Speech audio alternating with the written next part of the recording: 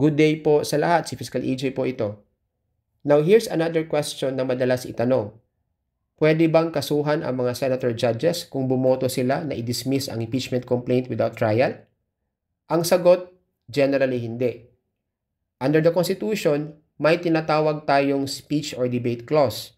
We can find this in Article 6, Section 11 of the 1987 Constitution.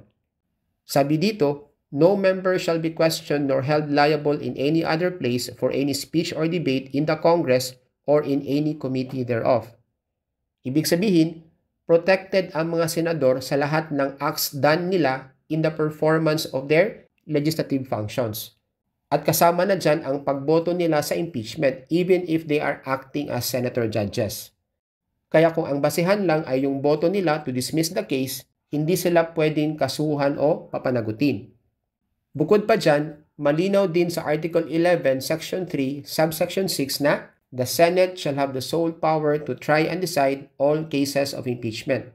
Ibig sabihin, ang Senate mismo ay may buong kapangyarihan na magdesisyon kung paano tatakbo ang trial, bagamat dapat ay ayon ito sa konstitusyon.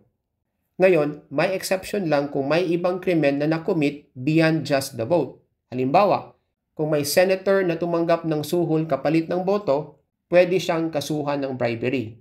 Pero kung boto lang ang pag-uusapan, even if unconstitutional ang epekto nito, hindi ito sapat para kasuhan ang isang senator judge. So in short, kahit mali ang boto in the eyes of the Constitution, ang pananagutan nila ay primarily political, not criminal or administrative. At ang tunay na hatol sa kanila ay nanggagaling pa rin sa publiko, sa kanilang reputasyon at sa darating na eleksyon. So yan lang po ang nais kong ibahagi today and see you in my next video. Maraming salamat po.